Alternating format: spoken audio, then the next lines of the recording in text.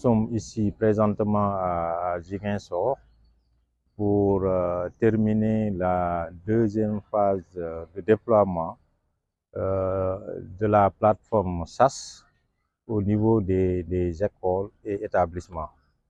Donc, depuis le début du mois de mai, nous avons débuté ce déploiement. Bon, les semaines dernières, on était dans les régions de Tamba, Kaffrine, et présentement, on a entamé les sessions dans les régions de Kolda, Sédhiou, Ziguinchor, Kaolack et Diourbel. Donc, ici à Ziguinchor, nous avons pu former au moins 77 écoles de manière globale. Bon, Kolda, on a pu former au moins 425 écoles et à Sédhiou, on a pu former 132 écoles. Donc, globalement, vraiment, on est en train de pousser toutes les écoles à cantine. Bon, nous nous projetons d'aller dans les autres régions pour faire carrément le déploiement au niveau national. Nous profitons de l'occasion pour vraiment remercier les partenaires qui nous ont toujours accompagnés durant ce processus de mise en place de ce nouveau dispositif de gestion et de suivi des cantines scolaires.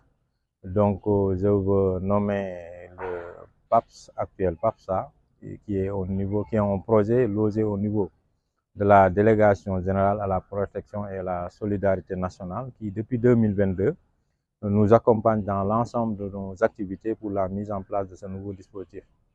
Nous remercions aussi nos partenaires techniques et financiers qui nous accompagnent aussi tout le temps. Je veux nommer le PAM, le Programme alimentaire mondial. Il y a aussi Contrepart International et GRDR, vraiment avec qui on a pu vraiment faire tout le travail qui nous a permis d'obtenir aujourd'hui un dispositif de gestion et de suivi des cantines scolaires. Pour les cantines scolaires, nous, dès le départ, avec la première phase de déploiement, on a senti qu'il faut au moins que développer plus les cantines communautaires.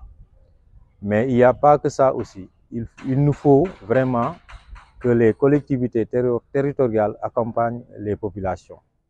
Dès à présent, on sent nettement qu'il y a une volonté ici à Ziguinchor qui vraiment veut accompagner plus de cantines.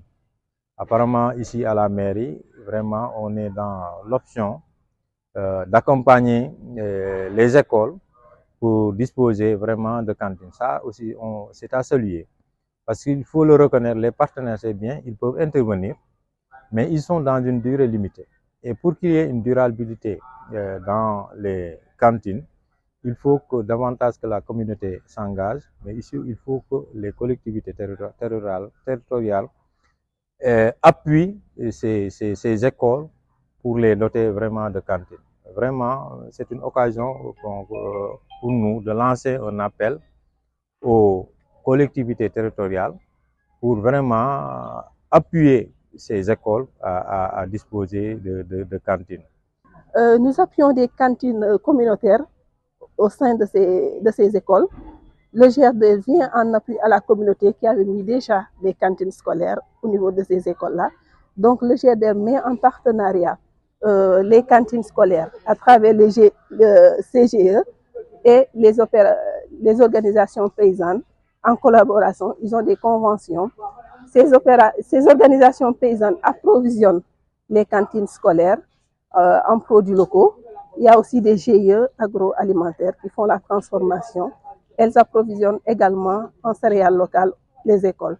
Maintenant, le GRDR est le trait d'union entre les cantines et le GIE. Nous finançons ces GIE-là aussi une petite subvention en matière première et les cantines, une subvention également, un cofinancement voilà, que le GRDR fait pour les vivres et pour certaines écoles, les ustensiles de cuisine. Le GRDR, pour assurer la pérennité des cantines scolaires à travers ces 14 écoles, comme je disais, nous avons avec la communauté identifié des projets pour assurer la pérennité sur ces projets, nous avons des projets avicoles, des projets de maraîchage et des projets horticoles aussi. Au niveau de chaque école, c'est la communauté qui met en œuvre ces projets-là. On vient en appoint, mais toujours avec l'appui de la communauté.